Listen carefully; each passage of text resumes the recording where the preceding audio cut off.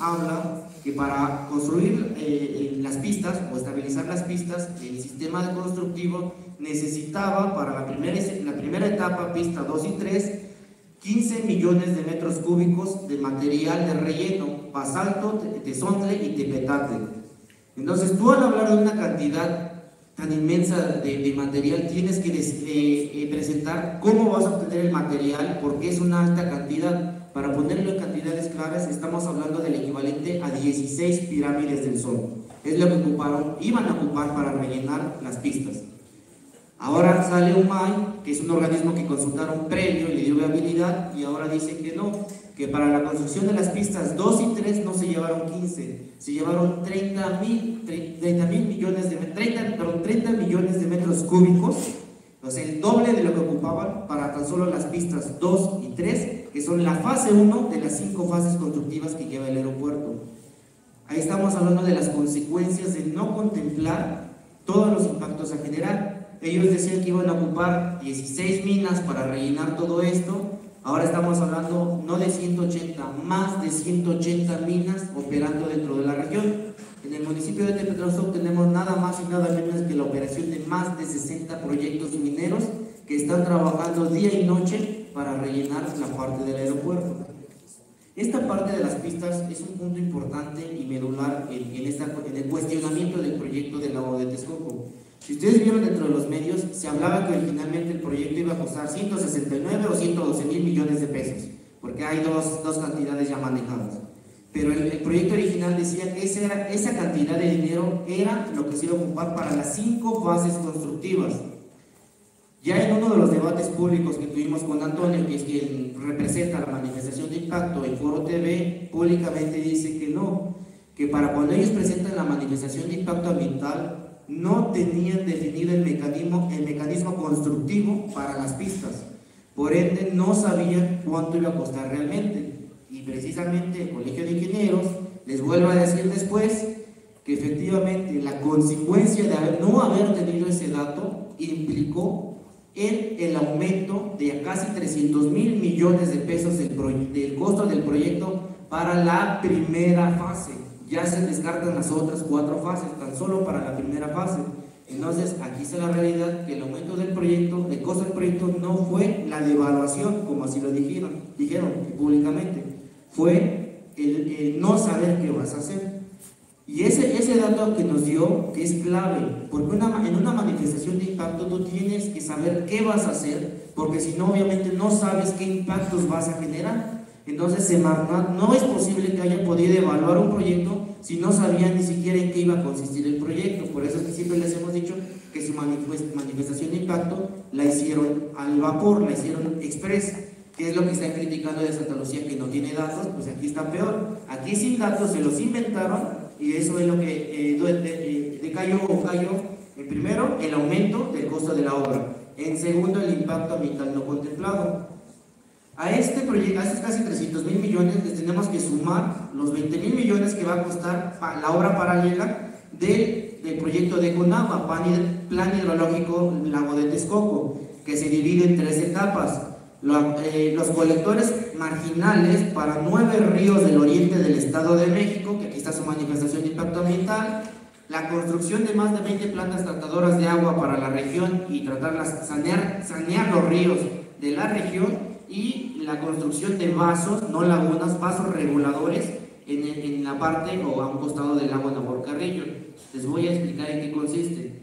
La primera parte precisamente habla del entubamiento y encanalamiento de los 9 ríos del oriente del Estado de México, con una finalidad central. Quieren separar aguas residuales de aguas pluviales. ¿Por qué? Porque esta aerotrópolis y la megaterminal del proyecto aéreo no va a tener agua para poder operar y prestar servicios. Ocupan el agua pluvial de los ríos de todas las comunidades para poder prestar ese servicio para más de 120 millones de usuarios con los que contempla operar el aeropuerto, más los millones de trabajadores que va a ocupar el aeropuerto. Por eso ocupan entubar el agua y llevársela directamente hasta el aeropuerto lo más limpio posible y operar con eso. La segunda parte de las plantas tratadoras de agua tiene la finalidad más despiadada que puede ser. Trata de limpiar el agua residual para vendérsela, porque se van a privatizar las tratadoras, vendérsela a los productores agrícolas, para que ellos que tienen pozos profundos de agua potable, las concesiones de los pozos de agua potable pasen a manos del aeropuerto para poder brindar el servicio de consumo de agua potable del proyecto. Es la parte más despiadada social. La segunda parte de los vasos reguladores es lo que decía el doctor, el desecamiento del lago Nabor Carrillo. ¿Por qué quieren desecar el Nabor Carrillo? Precisamente porque fue el éxito de recuperación hidrológica en el exlago de Paso, exlago de Texcoco, que atrajo a aves migratorias. Ellos quieren desecar este lago para evitar que esas aves migratorias lleguen al lago y tengan, precisamente como les expuso el piloto, evitar esos riesgos civiles. En este punto México o ellos se atreven a violar un tratado internacional que se firma en Israel, en el cual México se compromete a preservar, conservar y cuidar las rutas migratorias. Aquí estamos faltando a tratados internacionales, sin hablarles de que ya estamos faltando a los tratados de Ecuador, en el cual México se compromete a respetar cuestiones ambientales y sociales, en los cuales está faltando.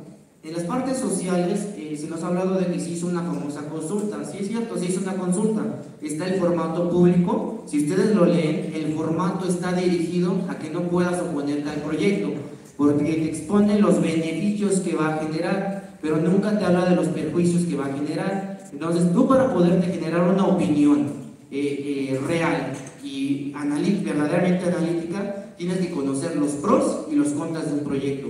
Pero cuando te hacen una encuesta que solamente te habla de beneficios, tu opinión va dirigida a que veas el proyecto favorablemente. Esta encuesta costó 68 millones de pesos y se le dio a un ex líder priista, que en su vida jamás había hecho un trabajo de este tipo, pero ya están los formatos, solamente tienes que hacer brigadas y salir a preguntar. Entonces, estamos hablando de que este megaproyecto está generando impactos sociales y ambientales. Ahorita, a la fecha, se están explotando más de 150 cerros de la región. Entre ellos están cerros en los cuales hay patrimonio tangible de la humanidad, porque estamos hablando de sitios arqueológicos. Un ejemplo de ellos es el cerro de Techachán, en el municipio de Tepetlausto. En la punta del cerro había, lo que queda de una plataforma prehispánica, y en sus faldas estaban otros basamentos arqueológicos. INAH en 2014 y desde 2012 inició un procedimiento de restricción de cualquier tipo de proyecto extractivo en este cerro para preservar el sitio arqueológico, ya que, como siempre, el INAH no tiene fondos para hacer las excavaciones correspondientes. Pues llega el gobierno del Estado de México y aprueba 3 mineras en este cerro. Hoy, si vamos a ese cerro, lo que queda de la plataforma, queda un resto de la punta a sus 4 caras, con acantilados de más de 50 metros, a los cuales ya no puedes acceder a este sitio arqueológico. Entonces, estamos hablando de daño social, daño ambiental, daño patrimonial, y estamos hablando de que este megaproyecto en realidad no es algo que México y la nación necesita. México necesita que el gobierno se preocupe por rescatar las universidades públicas que están en bancarrota. Con 20,000 millones de pesos rescata la educación. México necesita que se rescate el campo, porque el campo mexicano no se le invierte ni se le autocompra. Mejor preferimos importar que producir y exportar. México necesita que se rehabiliten hospitales, porque no hay hospitales en los que no hay ni médicos ni medicina. Entonces, necesitamos primero tener una seguridad social como nación antes de podernos aventar a proyectos de infraestructura que nos abran las puertas a mercados internacionales, que en realidad no nos las van a abrir a nosotros, sino al sector empresarial. Y ya nada más se los dejo. Aquí me beneficia realmente el proyecto del mega aeropuerto. Se las pongo fácil, es como decirte que tú no tienes dinero para comprar tu casa, vas a ocupar un financiamiento y un aval, obviamente. El financiador se va a hacer cargo de tu casa que elegiste para comprar. Él se va a hacer cargo de rentarla y de hacerla producir por 20 años, que es lo que vas a tardar en pagarla. Pero durante esos 20 años, cualquier descompostura, cualquier falla, cualquier mantenimiento que ocupe, tú lo vas a pagar. Después de esos 20 años que él ya la rentó, ya tú la metiste mantenimiento y ya se benefició el sector privado, ahora sí, lo que queda de la casa bien hecha, maltratada, ya es tuyo, ahora sí. Así nos están vendiendo esta idea como nación, que realmente a quien va a beneficiar es al sector privado y ahorita pues su propuesta que acaba de lanzar Carlos Slim, que ya sabemos que no da un paso de balde y no da una apuesta, sino se va a beneficiar económicamente a costa de México y de los mexicanos, como lo ha hecho por muchos años en la nación.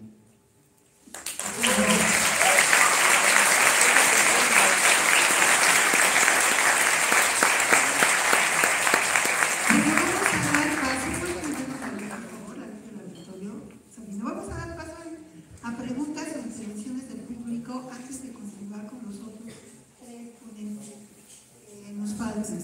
Entonces, puede ser preguntas, puede ser intervenciones, solo les pedimos que sean breves. Sí, por favor.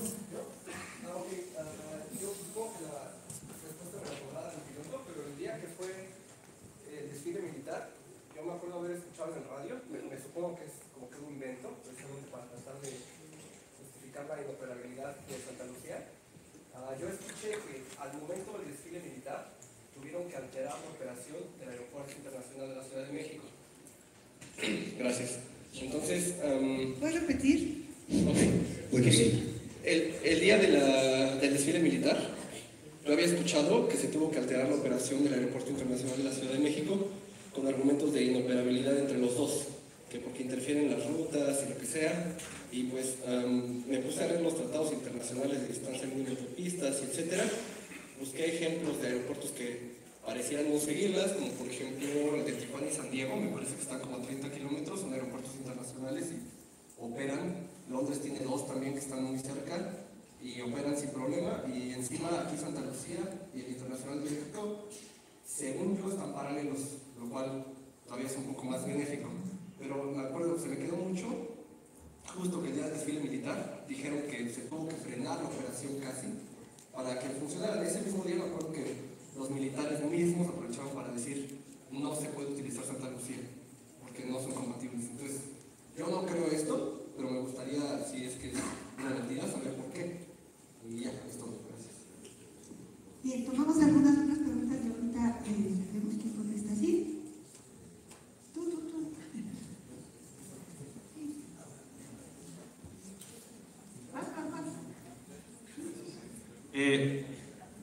Buenas tardes.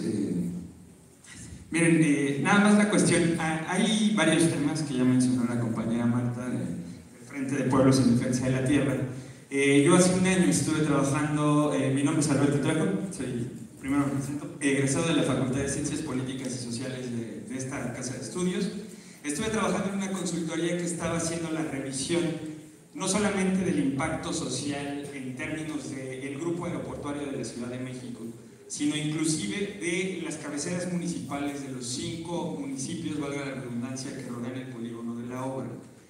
Parte del trabajo que yo desarrollaba justamente nos dio información a quienes estamos en contra del proyecto del aeropuerto para tener datos maquillados por parte de esas alcaldías o de esos municipios. ¿A qué me refiero? Parte de los programas de políticas públicas de intervención en el espacio público estaban nada más diseñadas exclusivamente para darle una mejor pinta a los municipios, uno de ellos Ecatepec, más pobres de este país y con mayores conflictos sociales en el territorio nacional.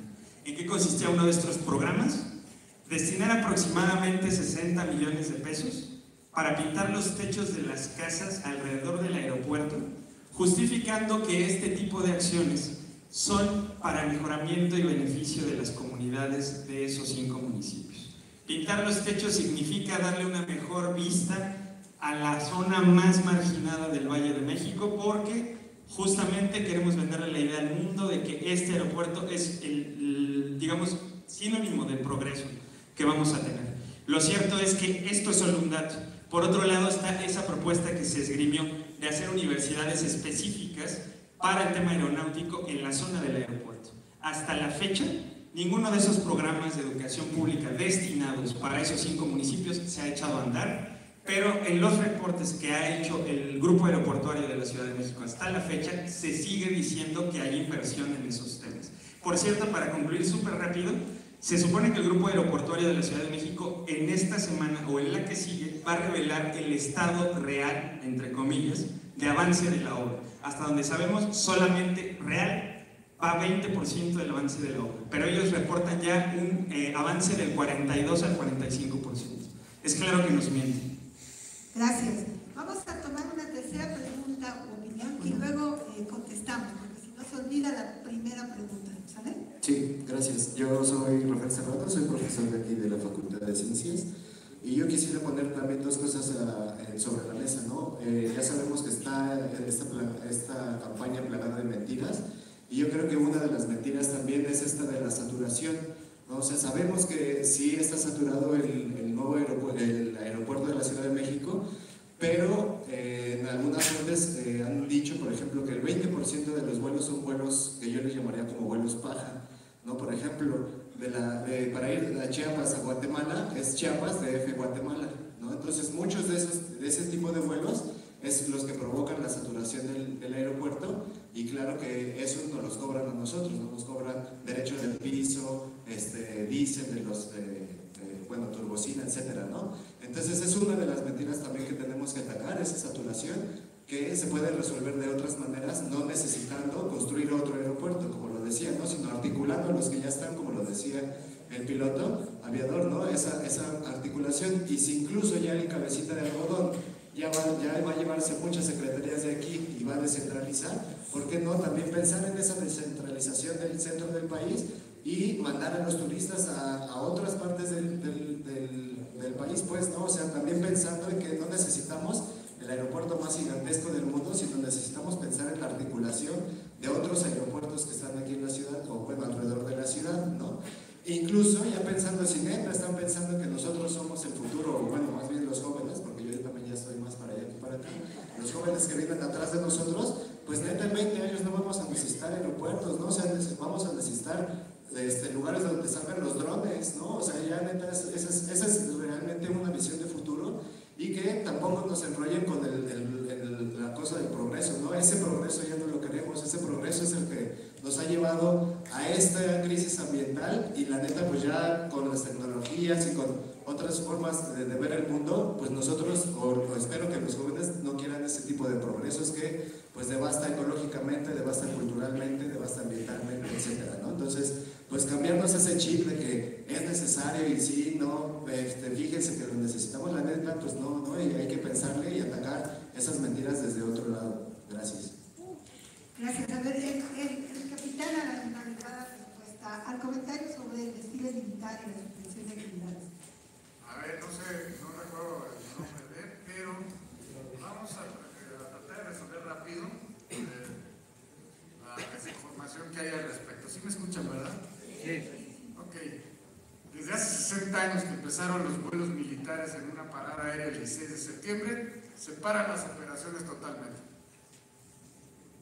Desde hace 60 años. Cada 16 de septiembre no hay un solo vuelo comercial, ejecutivo, privado, que vuele sobre el área de México y hasta ciertos sectores, porque pueden operar en Toluca, en Puebla, en Cuernavaca, etc. Pero aquí lo que es el área de la Ciudad de México, no.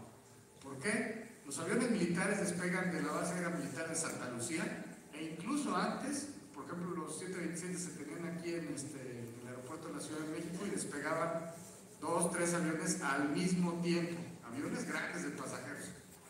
De hecho, es el primer país en el mundo en haber hecho ese tipo de operaciones, de aviones de tipo pasajeros en formación.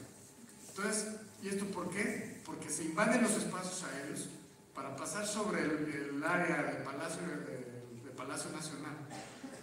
Es en la orientación de poniente a oriente. Ese es el único circuito que se hace de poniente a oriente. Y los helicópteros vuelan a una altitud, o sea, si hay 3 tipos de helicópteros diferentes, vuelan con separaciones mínimas.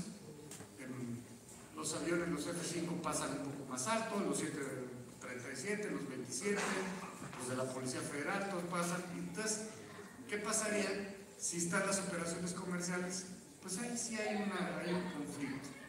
Entonces, desde hace 60 años, esas operaciones se pasan a todo el mundo que opera el aeropuerto de la Ciudad de México y no tienen vuelos programados el 16 de septiembre de las 9:10 de la hora que empieza el desfile, que son a las 1 hora antes, se paran todas las operaciones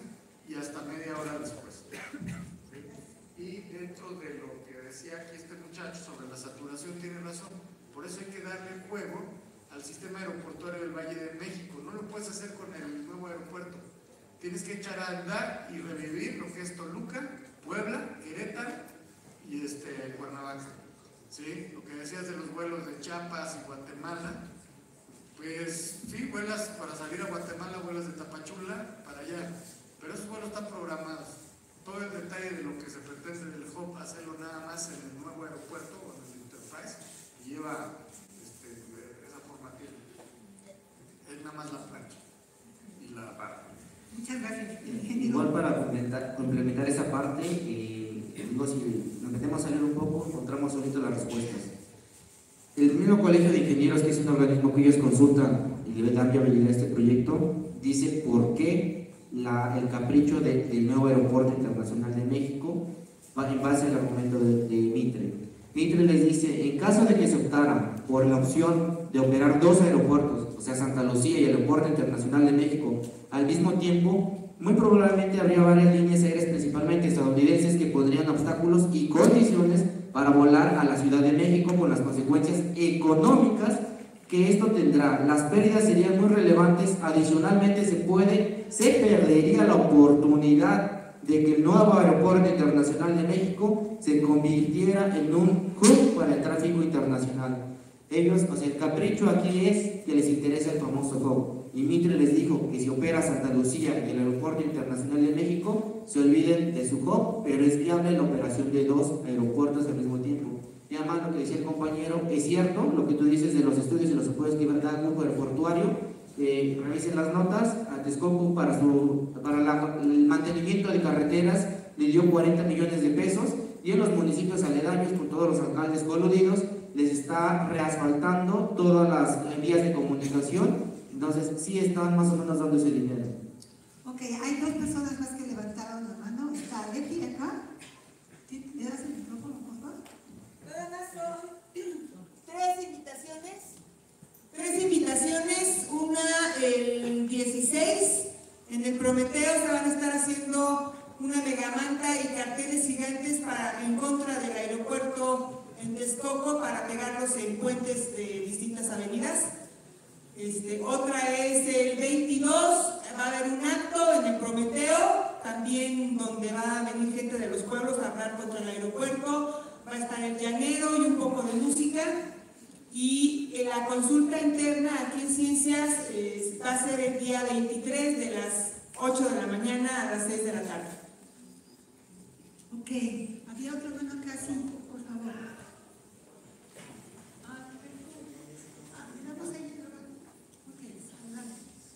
Buenas tardes, compañeras, compañeros. Soy miembro del Comité Promotor Todas y Todos Unidos contra el Nuevo Aeropuerto. Me congratulo de esta afluencia de estudiantes de ciencias en este evento que organiza la plataforma. Me parece que es tiempo ya de que aterricemos desde la ciencia hasta los pueblos y que digamos, bueno, vamos a ver cómo es el ecologismo de los pobres, ¿verdad? Realmente es necesario que nos unamos, no solamente, les digo, en los foros, los debates, en las informaciones de redes sociales y videos, sino que a ras de tierra podamos unir nuestras luchas y fortalecer este movimiento grandísimo que se está llevando a cabo en contra del nuevo aeropuerto y por la vida de la cuenca del Valle de México. El día de mañana a las 9 de la mañana en Metro Oceanía se organiza un contingente para una clausura simbólica de las vialidades que llevan hacia el nuevo aeropuerto, y al mismo tiempo saldrá un contingente también muy representativo de la Universidad Autónoma de Chapingo hacia también las vialidades del lado oriente del aeropuerto. Están cordialmente invitados. Esto es una acción que pretende convertirse en acción global contra el nuevo aeropuerto el día de mañana, 12 de octubre, día emblemático de muerte, de invasión y de mucho sufrimiento de los pueblos, de despojo y de devastación. tendríamos que en este momento pues darle esa voz a los pueblos y acompañarlos en este proceso como estudiantes o académicos que somos, pues a sus órdenes. Acá tenemos otra más.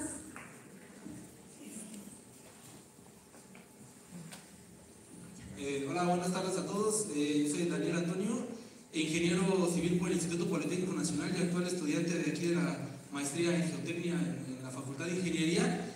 Y hay algo que se ha comentado mucho en redes sociales y tiene que ver mucho con el gremio de los ingenieros civiles.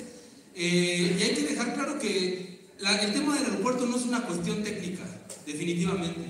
Yo creo que el día de hoy la ciencia y la tecnología hoy está lo suficientemente desarrollada para poder construir en cualquier tipo de terreno en donde exista.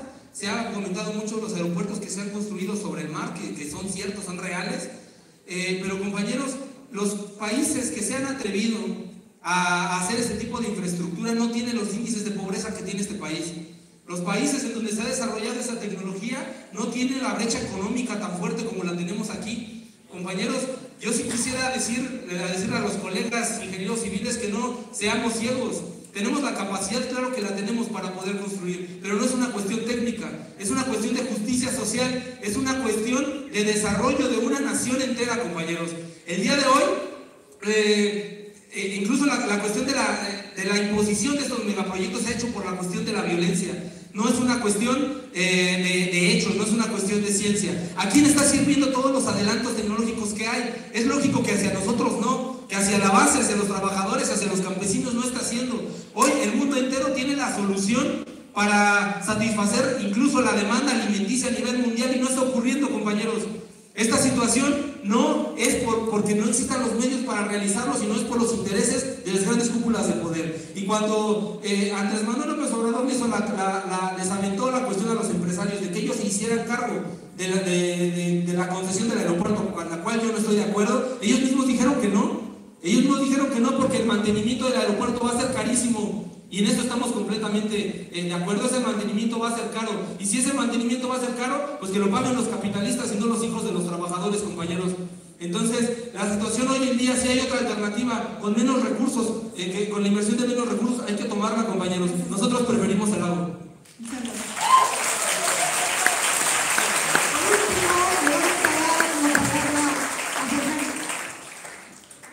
Sí, gracias. Yo quiero más para ya no tomar micrófono adelante y dejar el espacio para los ponentes que vienen. Les quiero decir algo. Y nosotros hemos revisado este proyecto desde el 2014 desde un punto de vista completamente académico y científico, sin ningún conflicto de interés. Después de eso pasamos a acompañar a los pueblos en su defensa, porque sabíamos que era una lucha que tenía que hacerse. Hemos rendido los peritajes en los juicios de amparo que todavía están por resolverse. Eso va a ser un gran tema también en los siguientes meses. Ahora como asesor del grupo de transición y ahora como vocero de la campaña Yo Prefiero el Agua, digamos como esa perspectiva de distintos actores en una sola problemática compleja desde este punto de vista social y ambiental, mi lectura es que este proyecto va a fracasar. Y fracasó hace 18 años y pudimos habernos dado cuenta de eso hace 4 y haber evitado que ocurriera, pero tenemos la oportunidad de darnos cuenta ahorita cuando vamos al 20%, ¿no? Pero nos podemos dar cuenta cuando llegue el 90% y sea básicamente un cambio irreversible lo que está ocurriendo ahí. Para que se den una idea, todo el terreno federal del Vaso del Texcoco tiene 10.000 hectáreas. De esas 10.000 hectáreas, 5.000 son las que usa el proyecto, y de esas 5.000 lo único que tiene irreversible y que no es compatible con una nueva visión de recuperación es la plancha de la terminal aérea. Es decir, lo que tiene forma de X, eso habría que hacer algo muy creativo ahí. Pero son 100 hectáreas, es decir, lo único que tiene realmente un cambio irreversible es el 1% del territorio. Es decir, estamos en el punto de frenar el proyecto y de hacer estos proyectos de recuperación ecológica en el 99% del terreno. Entonces, que este cerco mediático que se está generando de los grupos de poder que se están aferrando al último gran negocio antes de dejar, no tenemos que permitir que ocurra. Y para mí, una forma pacífica de resolver un problema tan complejo y con tanta magnitud, tanto ambiental como social, es salir a la consulta y dejar claro que este país ya no está para este tipo de imposiciones, y eso nos toca a todos, no le toca a todo el mundo votó por un cambio. Lo que tienen que hacer es básicamente reafirmar eso. Si estamos esperando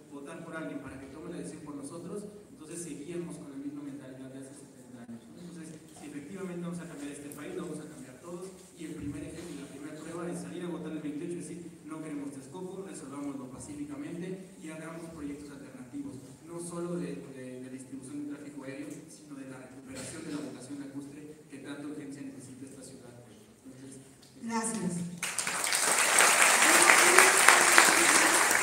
Le vamos a dar paso a las dos manos más que había y después ya iniciamos con los ponentes.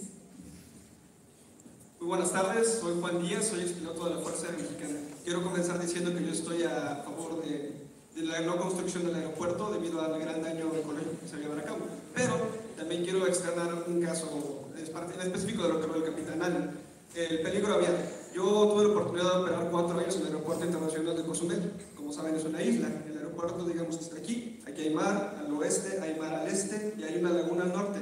La afluencia de pájaros es bastante igual y sin embargo las ocasiones de impacto aviar no son tantas. Lo mismo en el aeropuerto internacional de Chetumal, de Mérida, Tulum, Chichén Itzá, etc. Por lo cual me gustaría, como proyecto, que manejaran argumentos más sólidos que solo el peligro aviar. No es suficiente para justificar la no operabilidad del aeropuerto, debido a que muchos aeropuertos en el mundo operan con una afluencia de aves grandes y aún así no tienen la cantidad de impactos aviarios. Por ejemplo, en Nueva York operan en el río Hudson, que como saben da la vuelta a toda la isla de Manhattan, y sin embargo siguen operando con normalidad.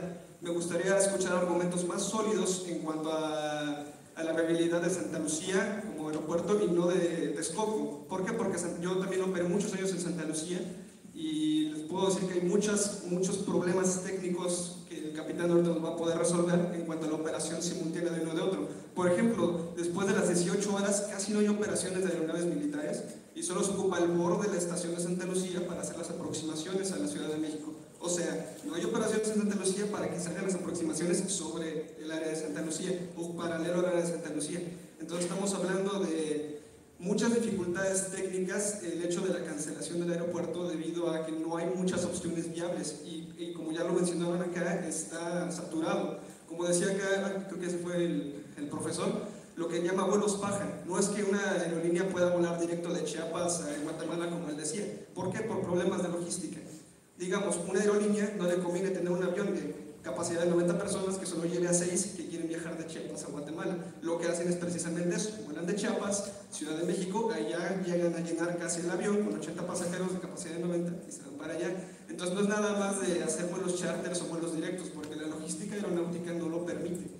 Lo que yo quiero, para concluir ya, lo que yo quiero decir es que me gustaría que dieran argumentos más sólidos en cuanto a por ejemplo, el peligro aviar en el área de Texcoco. Por ejemplo, uno de los videos que mostraron de una aeronave militar es un F-16. El pájaro no queda el piloto, se va a la turbina y el piloto se eyecta y se salva. O sea, no es tan caótico, aunque sí es un problema. Lo que quiero decir es que sí se puede operar una aeronave cerca de una afluencia aviar. Esto. Agradecemos su intervención. ¿Había otra más pregunta? Sí. Ya, buenas tardes a todos. Pues yo soy volador de aquí de Xochimilco, también soy universitario. Ahí, como ustedes saben, hablando de patrimonio arqueológico, hablando de patrimonio cultural y natural, Xochimilco tiene esas características. De alguna manera, yo pienso y creo, porque creo que es una cuenca todo esto, y anteriormente habían 55 ríos, de los cuales nada más queda un río aquí, que es el de Magdalena Contreras, el limpio, y entre paréntesis, ¿no? Porque casi todos los ríos están entubados. El agua se ha convertido históricamente, desde hace 500 años, en sacar todo el agua del Valle de México, en vez de convivir como lo hicieron nuestros antepasados, los Xochimilcas, los aztecas, los tlahuicas, todos los chacas, convivieron con el agua. Así es que aquí lo único que tenemos una obsesión de 500 años, de 5 siglos, de sacar las aguas en vez de convivir con ellas, cosa que va en contra, porque se hacen proyectos para tener agua de otros lados, cosa que ocurrió con Xochimilco a principios del siglo XX, cuando se fundaron las colonias y se trajeron y se secaron los manantiales de la zona Xochimilco lógicamente había una necesidad, pero también no retribuyó y hubo una serie de despojos de las aguas de Xochimilco, de los más de 300 manantiales que había ahí. Ahorita no existe ninguno, todo está entubado y aún así la zona desastrosa, consecuencia de los temblores ahorita del 19 de septiembre y del 7 del mismo mes del año pasado. A la fecha tenemos un desastre, no se han arreglado las tuberías y que quede bien claro que el agua ha sido un negocio político desde hace muchos años. Y en este caso yo creo que no queda atrás esto, porque siendo un lago se ha extraído en exceso las aguas. La consecuencia de los temblores es que han quedado huecos abajo, y la consecuencia ha sido la destrucción que ha sido en los pueblos donde más se ha extraído el agua. Eso es algo que también está ocurriendo y va a ocurrir en la cuenca, porque se sube de 30 a 40 dependiendo de la zona. En Xochimilco se sube a 40 centímetros cada año. Esa es la consecuencia de la extracción excesiva de agua y la mala planeación de no retribuirle el agua a los mantos freáticos. Lo mismo sí, bueno, nada más para ver eso, que realmente que sea conciencia y parte de lo que realmente se tiene que valorar el impacto ambiental.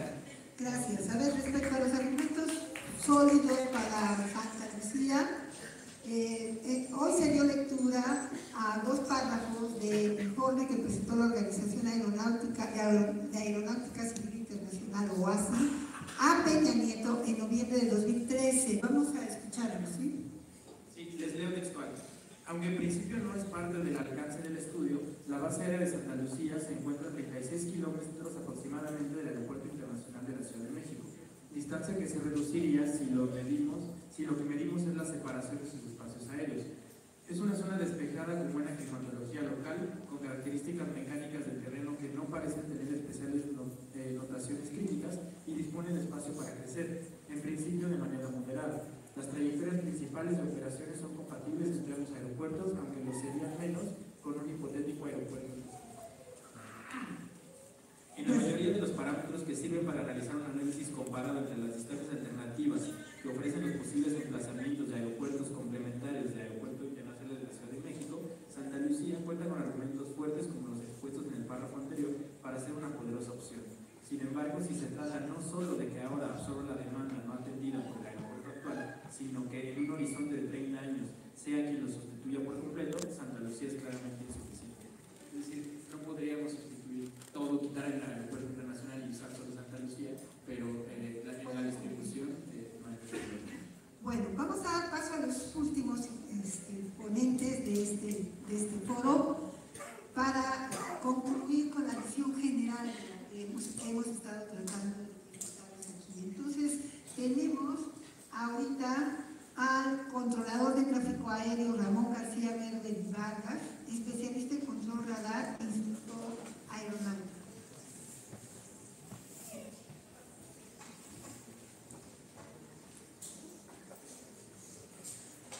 Gracias.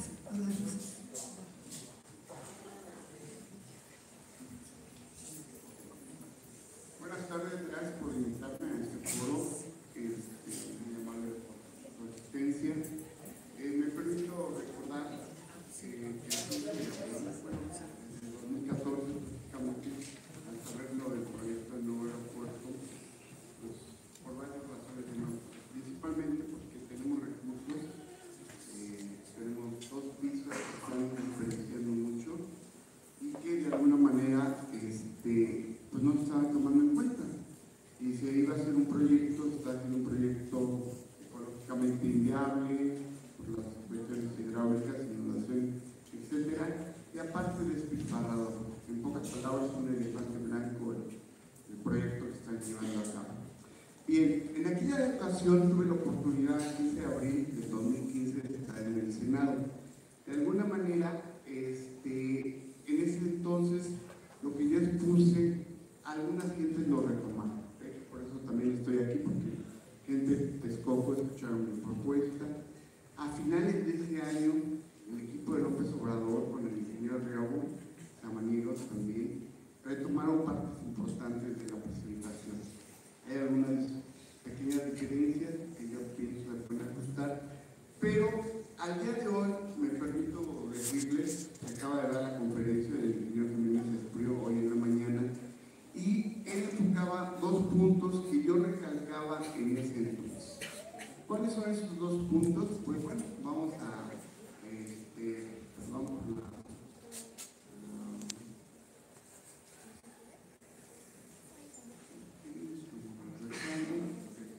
bueno, la presentación es idea de mi currículum. Rápidamente, fue controlador de transitorio en retiro, estuve de 1980 al 2010. personas, lo comento brevemente, piensan que estamos en la torre de control únicamente y ahí nos ubican físicamente. Sin embargo, no solamente trabajamos ahí, sino que también estamos en lo que llamamos un centro de control. Ahí se da control terminal, de aproximación y área. Más adelante verán ustedes un mapa para que vean en vivo y en directo lo que aparece aquí en pantalla radar, en los equipos de computación mostrando las imágenes del equipo radar.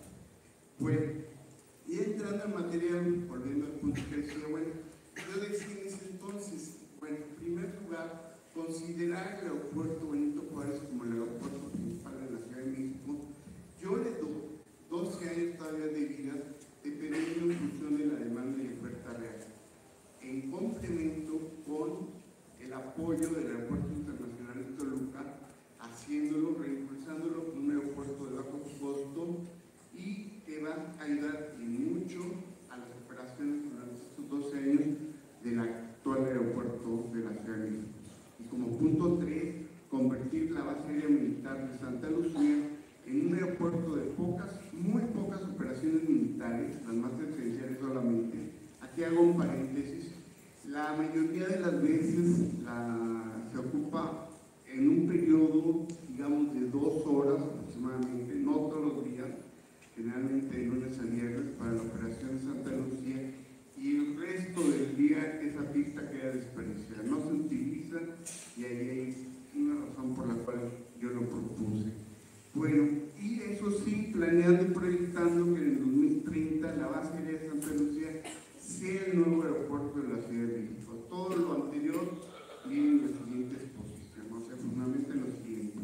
En aquel entonces decíamos, bueno, esta gráfica, que por cierto la presenta el grupo aeroportuario de la Ciudad de México en su página, decía, bueno, aquí tenemos nosotros 30 millones de pasajeros al año con 2 pistas en el 2014.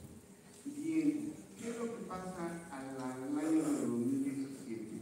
Tenemos actualmente 40 millones de pasajeros con un promedio de 448,000 operaciones, llegadas y salidas básicamente, y con eso se está manejando el tráfico de llegada y salida de la Ciudad de México. ¿Hasta dónde podemos llegar? Se habla mucho de la saturación, etcétera, pero todavía tenemos un margen que básicamente lo estaríamos hablando, me voy a adelantar un poco, tenemos ahorita unas salidas y llegadas en total de 1.159 operaciones a lo largo del día, en las 24 horas del día.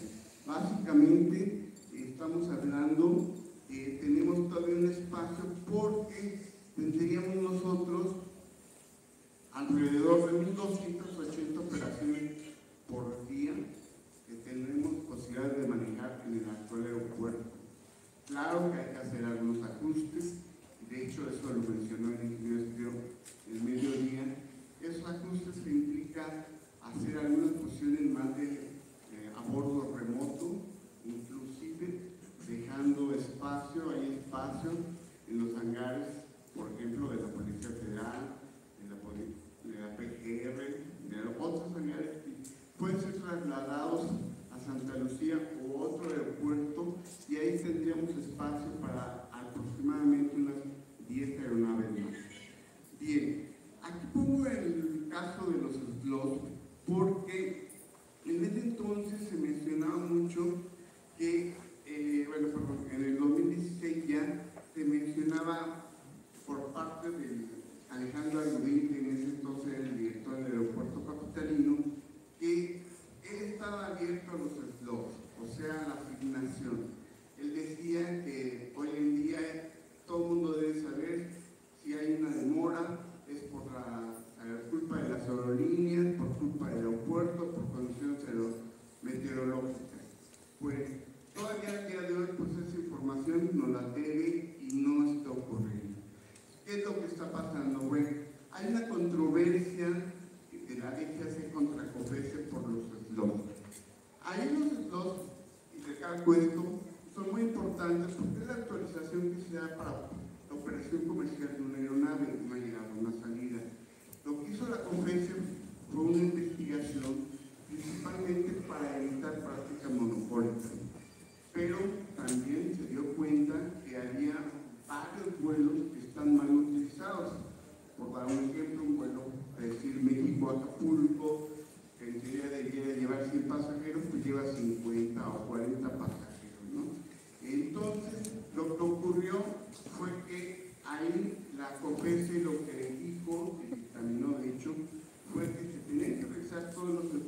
tal manera que las aeronaves que no cumplieran con puntualidad con un cupo de pasajeros, pues los permisos se les iban a quitar.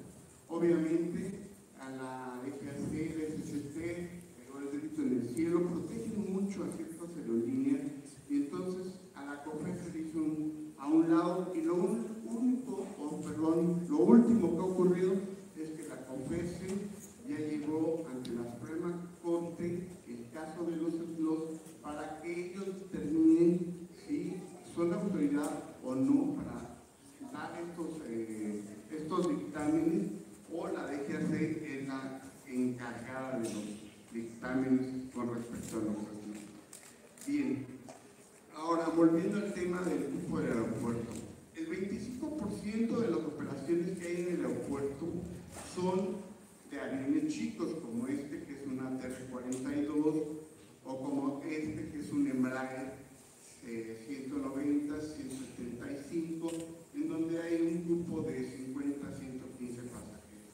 El 25% estamos hablando de las operaciones el día de hoy. El 65% es de aviones medianos. Aviones medianos estamos hablando de este tipo de aviones principalmente de 160, 170 pasajeros como máximo.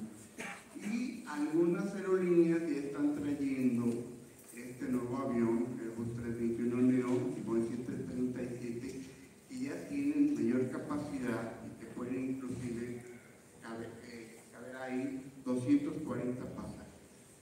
Ahorita voy a hacer énfasis en ese punto. Obviamente hay un 5% de operaciones de aviones grandes, y otro ejemplo de avión grande muy sensible es este Airbus 380, y lo traje a colación porque, por ejemplo, Air France tiene una operación diaria México-París.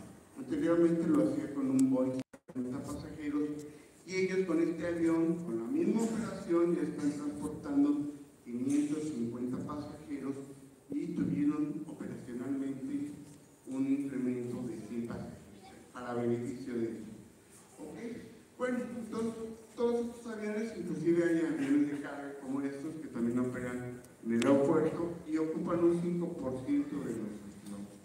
Bueno, todos ellos estamos hablando que en un número potencial podría manejarse 50 millones de pasajeros.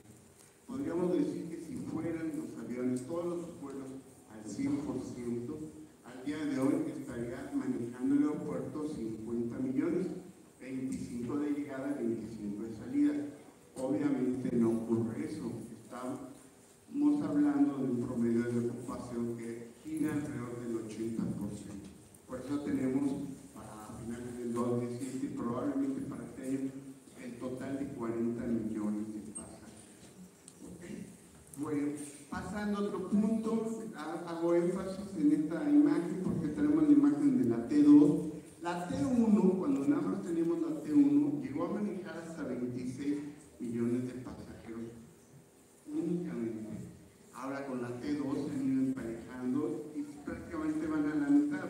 20 maneja la T1 y 20 millones maneja la T2. Aquí donde está la flecha está la plataforma de la guía presidencial, mismo que pues ya nos dijo el próximo gobierno que no lo va a usar, ya que hay un buen espacio, aparte de otros espacios que están libres para ser utilizados en caso de una pequeña ampliación de este aeropuerto y nos dé servicio por muchos años más. Pues pasando a Toluca, yo decía, bueno, Toluca, ¿qué pasó? Toluca, para que se den una idea, en el 2008 llegó a tener casi 4 millones de pasajeros. Se hicieron inversiones que ahorita voy a explicar para manejar inclusive hasta 8 millones de pasajeros al año. Sin embargo, en el 2010 vino la huelga mexicana, bueno, la quiebra, mejor dicho, de Mexicana, y Volaris Interjet, que estaban volando muy bien en Toluca, se vinieron aquí a la Ciudad de México.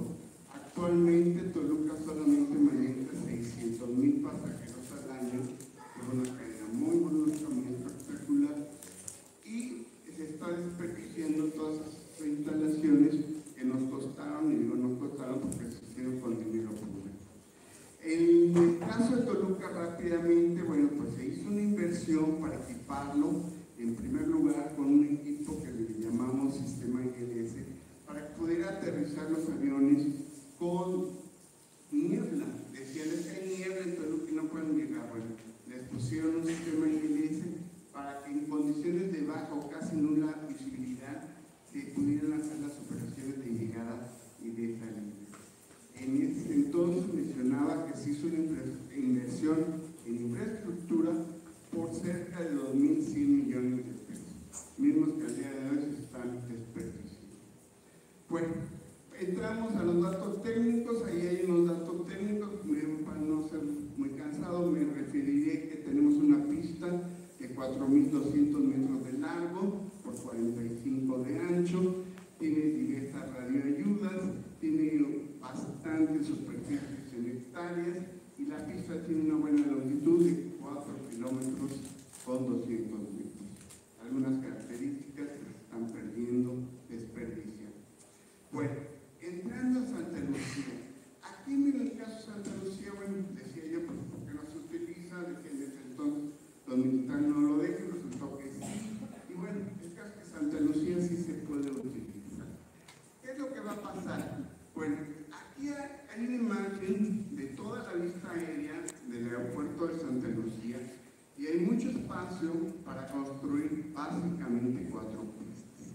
En este caso, bueno, ya mencionan la que ya está construida, en estos momentos está siendo desperdiciada en más del 90%. Bien, aviones pesados ya pueden aterrizan en ese aeropuerto, como fue el caso del Boeing 787 de la Presidencia de la República, que ya ha aterrizado ahí, hoy operado varias veces. Bien, las consideraciones en el aeropuerto de Santa Lucía.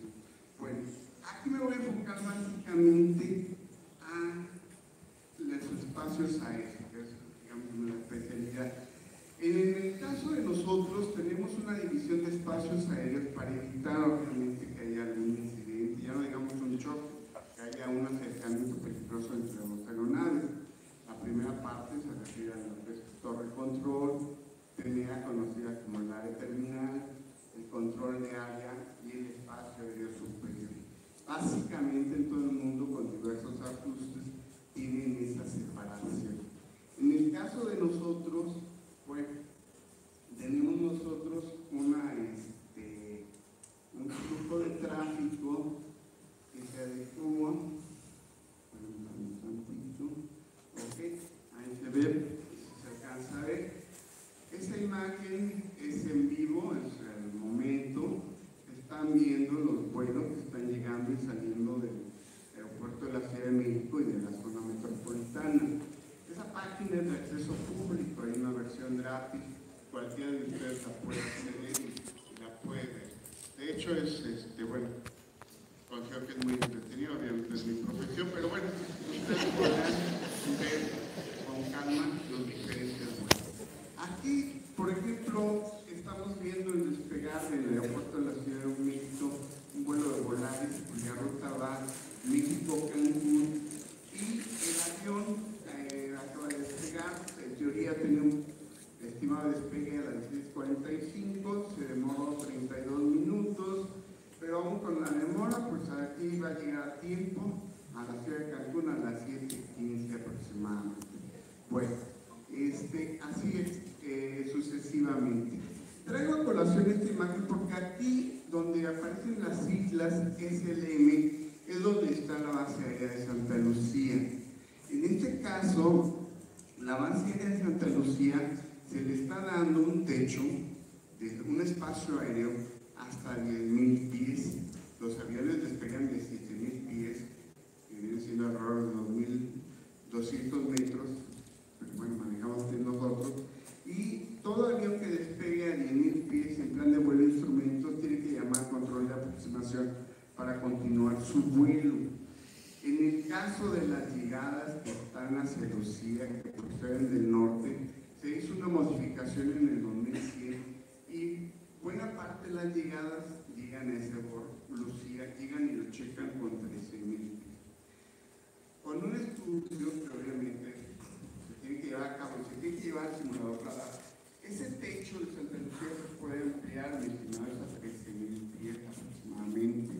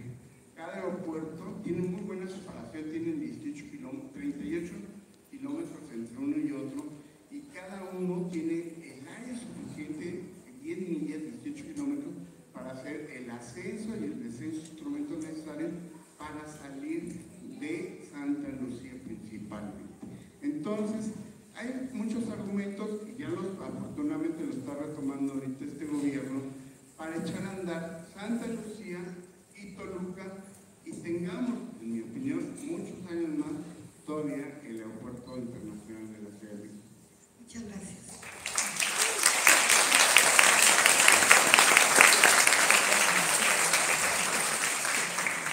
Vamos a dar la palabra ahora a Rubí Martínez Cervantes, habitante del municipio de Tlaxcalapa y estudiante de ciencias. Buenas tardes, compañeros. Como escucharon, soy estudiante de acá de la Facultad de Ciencias y les voy a hablar un poco. Voy a hacerlo más corto porque hasta yo ya me cansé. Y más que datos, les voy a dar experiencia, ¿no? Yo vivo por ahí en una comunidad que se llama San Luis Ticotitlán, de un municipio que se llama Tlaxcalapa.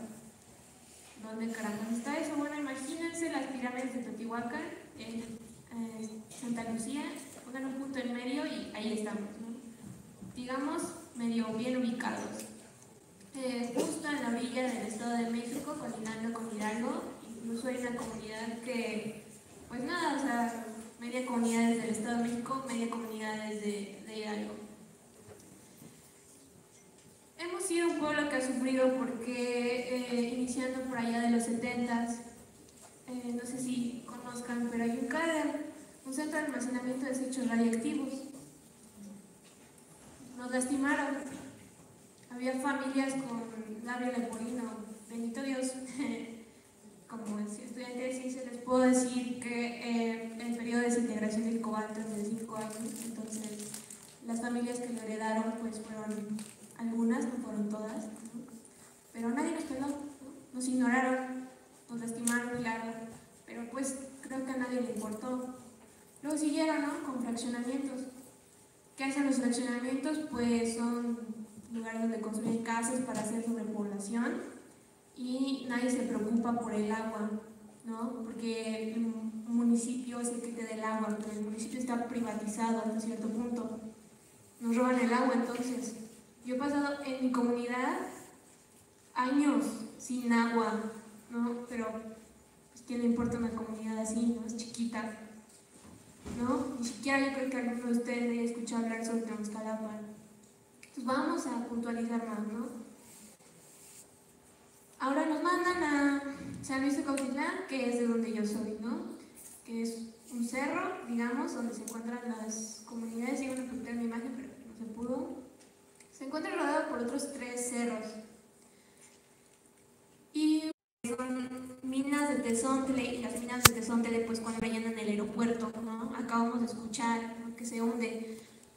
¿Y por qué es importante el tezontle para nosotros? Bueno, ¿no? Nosotros no tenemos un río, nosotros no tenemos un lago, nosotros tenemos mantos acuíferos, entonces se hace un hoyo y de ahí del hoyito se llaman pozos, se bombea el agua y se extrae. Es muy caro, más o menos los recibos del agua te llegan como de 40,000 pesos por bomba. Imagínate una comunidad que tenga que juntar toda esa cantidad de dinero sin apoyo del gobierno, ¿no? Entonces, ¿qué pasa con esa agua? Pues bueno, se va a los diferentes municipios. A mí me toca en la comunidad donde yo vivo, en mi calle específica, una vez al día, una vez a la semana agua, ¿no? Entonces, ¿qué pasa? Cuando llueve las personas son increíblemente felices. ¿Por qué? Pues porque filtran el agua, ¿no? Los cerros filtran el agua, se llega el mando acuífero y felizmente nosotros tenemos agua, ¿no? Claramente esa agua que nosotros tenemos pues es compartida con otros pozos y esos otros pozos pues se llevan agua también, ¿no? Y esa agua la explotan de una manera horrible. ¿Por qué? Pues porque necesitan abastecer estos fraccionamientos y se la llevan. Y un día, créanme, que va a venir a la Ciudad de México esa agua, porque nosotros tenemos agua y ustedes al parecer sufren de agua, ¿no? ¿Qué pasa con el tezontle? Bueno, pues filtra el agua, pero más que eso, debido al CADER y a la contaminación radiactiva que se filtra por el agua debido a los mismos yacimientos que presenta la tierra donde estamos, se filtra. Yo alguna vez hice una investigación porque soy científica, bueno, estudiante de ciencias, ¿no? O sea, no, si me dicen, ay, pues mira, se contaminaron, ¿no? O sea, ¿cómo yo les voy a traer? Pues no, demuéstrenmelo, díganmelo, yo lo quiero ver, ¿no? Si es algo que ciencia nos ha enseñado es que preguntes el por qué. Y yo lo vi, migra la radiación, pues porque no se fija ahí. Entonces, si no saben, está a 65.5 kilómetros de CEU este centro, y pues no sé, a ver si a alguien le importa, ¿no? Entonces, además, ¿no? Si un día alguien se sube a alguno de estos cerros, observa cómo se ve una nube blanca hacia los lados de Catepec, de la Ciudad de México, de lo horrible, y es en serio que estamos aquí, se ve horrible, hay muchísima contaminación en el aire, no se imagina, o sea, alguien vaya un día a un cerro y de verdad se van a imaginar que eso filtra el aire, lo limpia, y pues sí, el aire que uno respira aquí es más feo, ¿no? Yo he corrido por las mañanas y me duele enormemente mi nariz, y ya está en mi casa, y ahí pues miren, puedo ser muy feliz porque el aire es un poco más limpio, ¿no? Sé que migra donde yo vivo, pero aún así es un poco más limpio debido a los cerros. Debido a que empezaron a explotar esta mina, el pueblo, ¿no? La comunidad se alzó y dijo que no, porque nadie nos preguntó, entraron, les valió. ¿Quiénes? Los mineros, los que privatizan. ¿Cómo es este proceso? Pues viene alguien, te dice, te compro tu pedazo de terreno, te lo voy a... Nadie te compra localmente, pues ¿por qué? Ay, pues, ¿quién le compra a los locales, no? Luego viene esto de que dijimos, pues claramente no queremos que vengan, nos exploten los cerros y nos lastimen, y más que lastimarnos a nosotros, a las próximas generaciones, ¿no? Porque, ¿qué pasó? Bueno, digamos, con el CADER, 5 años se va desintegrando y poco a poco, pues sí, ¿no? Ya hay menos casos, pero aún así, en un lugar así tan lejano, los casos de cáncer subieron. Pero pues, solo es un lugar, ¿no? ¿A quién le importa? Luego de esto, pues la asamblea dijo, no queremos, exigimos que eso se cierre, hubo campamentos, personas, y no tanto jóvenes, quiero decir no tanto jóvenes porque pues bueno, yo estudio, si me voy a mi casa, me hago 3 horas, cuando venía a principios a la facultad, eran 3 horas de ida y 3 horas de venida, 6 horas nada más del viaje, pero pues es una comunidad, ¿no? Debido a nuestro pequeño y no tan pequeño aislamiento que pues sí, el gobierno nos da. ¿Por qué? Pues porque tenemos a un CADER cerca de la Ciudad de México. Nadie quiere escuchar que está cerca de radiación.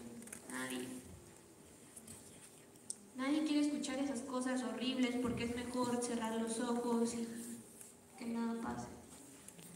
Después de eso, que personas mayores, mujeres generalmente, se opusieron a que la mina siguiera, las golpearon. La policía nos golpeó. La policía...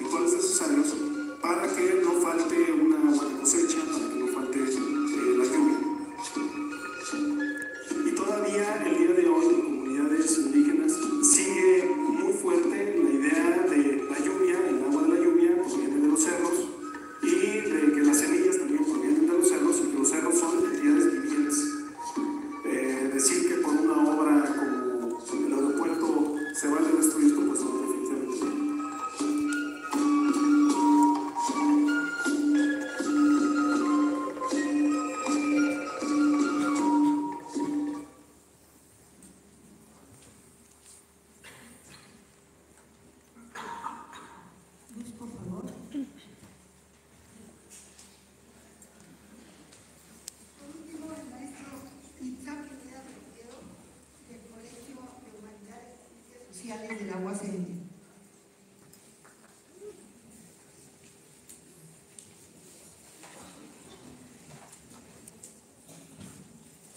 Bueno, ¿qué dije? ¿Ya nos acabamos el panel? No.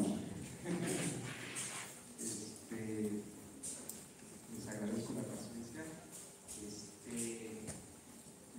Voy a ser muy breve porque yo no sé, me voy a atrever a hacer una pequeña consulta, pero si hay alguien que tenga alguna duda de que tenemos que echar para atrás ese aeropuerto de Texcoco, ¿alguien tiene alguna duda? Que pudiéramos aclarar desde aquí, si alguien tiene alguna duda, exprésela y el maestro con todo gusto. Yo creo que hay mucha información que ya se dio, que hay muchísimos datos, muchísimos argumentos ambientales, sociales, financieros, políticos, que a mí me toca hablar de la cuestión cultural, algunas cuestiones que ya se tocaron, pero quisiera más bien aprovechar estos 10, 12 minutos que quiero tardarme, no me quiero tardar más, porque creo que de lo que se trata es más bien de ver qué es lo que viene para estos días que viene la consulta, a pesar de que yo opino que la consulta del 25 al 28 no es un punto final. Si los pueblos ganan la consulta con todos estos argumentos sobre este grupo empresarial, entonces vamos a empezar un proceso de restauración, como lo ha planteado Fernando, como sueñan los pueblos, y si la consulta es perdida, los pueblos no van a dejar la lucha, y ahí tendremos que acompañar y empezaremos un nuevo proceso quizá más intenso. Entonces, bueno, yo les traigo una breve semblanza, una historia, una investigación y hasta una propuesta de matrimonio. Miren, creo que la idea tiene que empezar por entender cómo, como planteaba Rui, como planteaba también Marta, los pueblos conciben el territorio y que ahí tanto ecólogos, biólogos, como geógrafos, como antropólogos, geólogos incluso, tenemos que, botánicos, zoólogos, tenemos que aprender a cruzar esas barreras disciplinares que nos han constituido en facultades, en universidades separadas. Yo estudié en la ENA y confieso jamás, a pesar del gusto por la biología, tomamos una clase siquiera cercana a lo biológico. Y creo que tendríamos que empezar a romper esas barreras. Esta imagen que están viendo ustedes en este momento está tomada desde el cerro de Coatepec, en los ejidos de San Salvador Atenco, y si ustedes pueden ver en la planicie, en la zona lacustre, hay una zona de cultivos que no se entiende si hablamos de estas cuestiones salinas, de estos lodos tóxicos que se están dejando desechados en los cerros, entre los cerros en las zonas más altas. No se entendería que estuvieran creciendo milpas tan productivas. Hay alrededor de 2.200 hectáreas y se siembran cada año 27.000 toneladas, 24.000 toneladas son de maíz y otras 3.000 de otro tipo de hortalizas. O sea, no es un desierto, como bien decía Arturo, ese argumento de que son tierras improductivas, de que son tierras salinas, pues se echa abajo muy fácil, los proyectistas ni siquiera piensan el lugar. Si ustedes van para la región ahora, está lleno de milpas, está lleno de cultivos, está lleno de agua, y esas tierras de cultivos no se podrían explicar si no es por 800 años de trabajo, de cientos y cientos de generaciones campesinas que durante muchos años, durante centenares de años, han estado acarreando tierras fértiles de la zona más alta, digamos, de la zona del Somonte, que es en donde se ven los pueblos en esa foto un poco más arriba, y han estado acarreando la tierra para convertirla en tierra cultivable. Entonces, cuando se les dice a los campesinos, ahí se va a acabar la pobreza porque vamos a construir un aeropuerto y tú te vas a salir de ahí, de tus tierras improductivas, y te vamos a dar empleo, no están atentando contra el modo de vida de la gente viva, sino de la memoria que guardan los campesinos de generaciones y generaciones, y es una gran ofensa que, como decía Rubín, no se entiende muy bien si no eres, si no estás, si no conoces, y esta es la perspectiva, digamos, racista, colonialista de estos proyectistas. Más atrás, en el fondo de esta imagen, ustedes pueden ver los cerros, la cadena de montañas que es la Sierra Nevada, los cerros más altos o las montañas más altas, los montes más altos. Y de esas tres composiciones se compone tanto el paisaje como el territorio que los pueblos acolhuas, descendientes de Nezahualcóyotl, han ocupado durante, bueno, desde el siglo XI.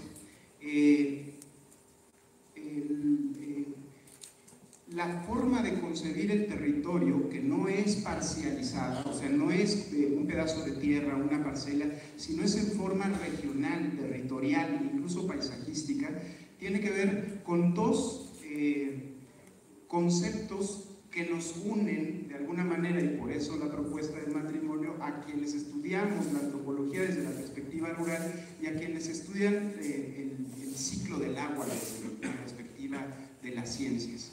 El Altépetl es un concepto que junta el Atl, agua, y el Tepetl, cerro, del náhuatl, y que es la forma como los pueblos fueron escogiendo sus territorios y que fueron formando estas regiones, y que concibe no parcialmente, sino entendiendo todo el ciclo del agua, entendiendo la importancia de las montañas, de las pendientes y de los cuerpos de agua para construir vida, que en un principio fue lacustre y después fue agrícola, conciben todo un modo de vida que es el que está en riesgo y que es, como decía Fernando, el último reducto que tenemos para rescatar. Desde la perspectiva antropológica, este conocimiento campesino es, digamos, la fuente primordial de donde deberíamos estar bebiendo las ciencias para empezar a entender cómo se podría reconfigurar la cuenca viva y no una plancha de asfalto. Decía que les presentaría muy rápidamente algunas evidencias de las investigaciones que hemos hecho. Estas investigaciones tienen forma de peritajes antropológicos, en donde tuvimos que hacer trabajo como interdisciplinar o multidisciplinar. Trabajamos un poco de cerca con Fernando, ahora lo estamos haciendo más. Trabajamos con abogados, trabajamos desde una perspectiva que intentó ser multidisciplinar para presentar estos peritajes dentro de un juicio de amparo indirecto que tienen presentados los pueblos desde el 2014 contra el aeropuerto.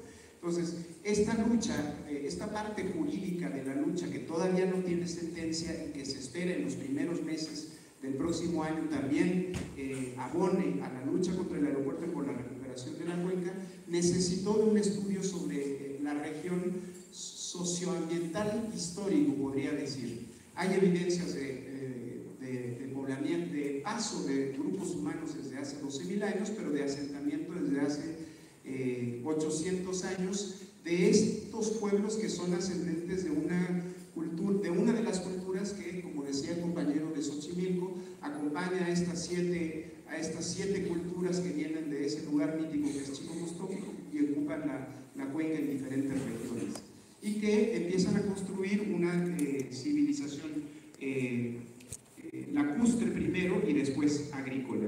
Aquí pueden ver ustedes en esta lámina a la familia de Nezahualcóyotl, a su bisabuelo. El Nezahualcóyotl es en la lámina de la izquierda, el personaje al lado izquierdo hasta abajo, con su esposa, y en este proceso de toltequización o de sedentarización de la cultura, en donde empiezan a formar este señorío en aquella región del Texcoco que se conoce como el señorío Acolhua, en donde van a desarrollar una de las formas más, digamos, sabias de manejo del agua, de manejo de la cuenca, que fue destruida y que ha sido destruida desde hace 500 años. Bueno, algunas de las cuestiones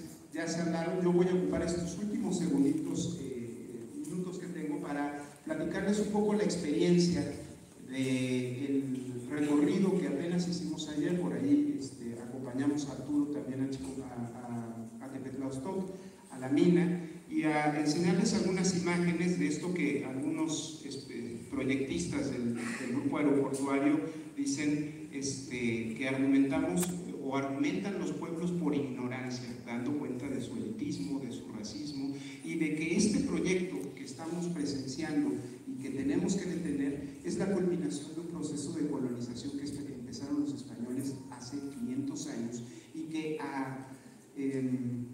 podríamos decir se me fue la palabra, pero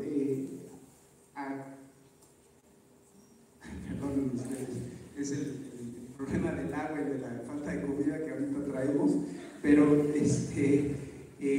a confesión de ellos mismos, de uno de los proyectistas que es el ingeniero Luis Álvarez y Casa, lo entienden de esta manera, como un proceso de ecocidio, aceptó él, que comenzaron ellos mismos. Él se autodenomina descendiente de los peninsulares, como parte de un proceso de colonización, de modernización, de desarrollo y de progreso.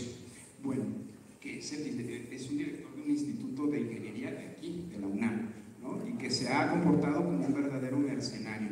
Bueno, este proceso va sobre este tipo de producción cultural, socioambiental. La región está llena de milpas, está llena de lugares simbólicos, de trabajo de generaciones, y sobre esto es lo que se está generando el ecocidio. Aquí ustedes pueden ver la presa la mina de Tlaminca, en donde están tirando de día y de noche los lodos tóxicos, principalmente sodio, pero tienen otros elementos como el boro, por ejemplo, que están desechando en esta zona sin ninguna precaución. En una zona, este es un alejamiento, en donde ustedes pueden ver del lado derecho el sistema de terrazas prehispánico que hasta hace 20 años proveía de agua a los cultivos de esta comunidad de Tlaminca. Entre el sistema, la parte baja del sistema de terrazas y la zona en donde están desechando los lodos tóxicos, ustedes pueden ver una zona sombreada de árboles, que es justamente la barranca por donde está escurriendo un río que acaban de tapar hace unos meses, que comenzaron a entubar. Arriba, a 1,5 kilómetros, está la zona arqueológica de Texcotzingo, que es conocida como los Baños de Nezahualcóyotl, que es uno de los patrimonios históricos de los que nos hablaba Arturo, y que está considerada como una de las obras hidráulicas más importantes de la región del señorío Acolhua y de la zona de la cuenca.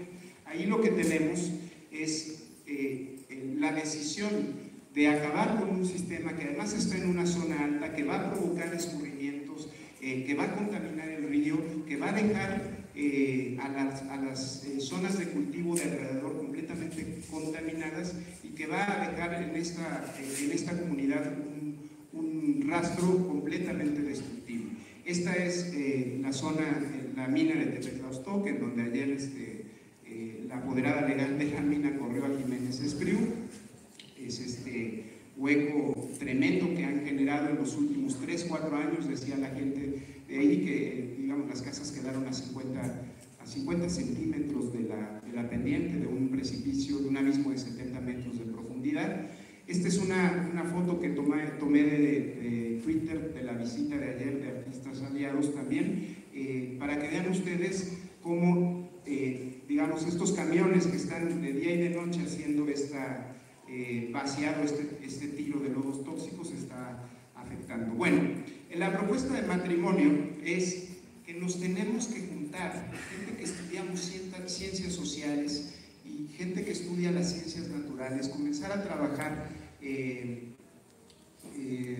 multidisciplinariamente, con la esperanza, decimos, de que en algún momento lo hagamos interdisciplinariamente y si nos da la vida lleguemos a una perspectiva transdisciplinar, para poder empezar a ver lo que va a ser, desde nuestro punto de vista, el paradigma de este aeropuerto. Se cumpla o lo echemos para atrás este proyecto del aeropuerto que ya está causando gran controversia al inicio de esta administración, que todavía ni empieza, va a ser, puede llegar a ser la puerta de entrada para capitales extractivistas de diferentes índoles, desde la perspectiva de infraestructura hasta cuestiones que estamos viendo como el problema de la minería en todo el país, que tiene entre 300 y 500 conflictos socioambientales y que tiene a estas alturas la quinta parte del territorio nacional concesionado.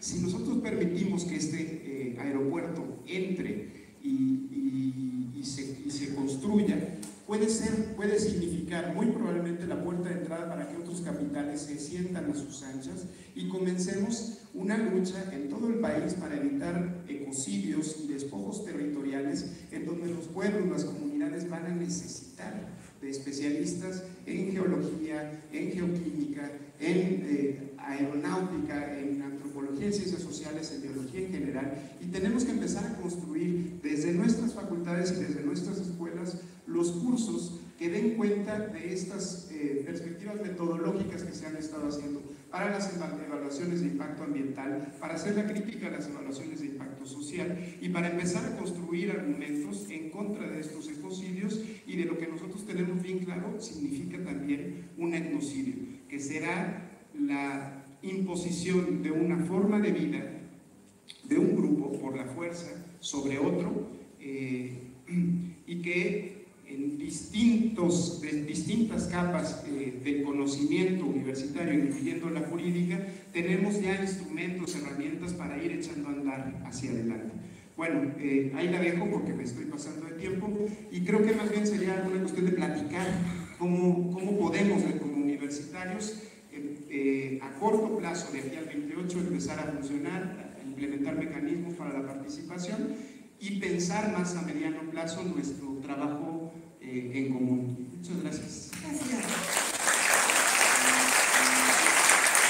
Bueno, jóvenes maestros, les agradecemos mucho su presencia. Recuerden que Peña Nieto quiere un aeropuerto y porque ese aeropuerto en Texcoco representa un inmenso e inhumano despojo, porque tiene un profundo impacto ambiental que no se puede ocultar, es un ecocidio, porque técnicamente es viable otra opción que no tiene problemas de la misma magnitud, porque ese aeropuerto de Texcoco es un embudo que se está chupando miles y miles de hectáreas de cerros, porque además está acabando con valiosos patrimonios históricos y porque encima de todo es un atraco. Todos los que estamos aquí en este panel decimos, yo prefiero el agua. Ojalá ustedes también lo prefieran. Puedan participar en las consultas.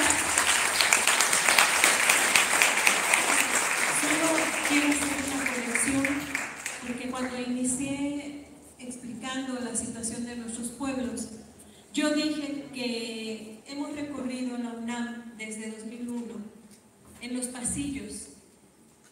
Allí empezó nuestra lucha aquí en la UNAM. Sin embargo, quiero corregir porque no solo fuimos escuchados. La UNAM no solo nos ha escuchado, la UNAM ha actuado durante todos estos años. Y un testimonio de vida real es la vida de un estudiante como tú joven, como tú, señorita, como ustedes, maestros. Un joven que nos escuchó, que conoció la situación y se trasladó hasta nuestros pueblos a conocer la situación. Vivió con nosotros la represión del 3 y 4 de mayo de 2006, donde vivimos, experimentamos en carne propia el terrorismo del Estado mexicano, toda su fuerza, toda su furia contra nuestros pueblos. En honor a Alexis Benumea, su padre estaba aquí hace un momento, pero en honor a Alexis Benumea es también esta lucha. Alexis no ha muerto, Alexis sigue vivo en el corazón de los estudiantes de la UNAM y en nuestros pueblos. Por eso queremos que este lago siga teniendo vida. Gracias.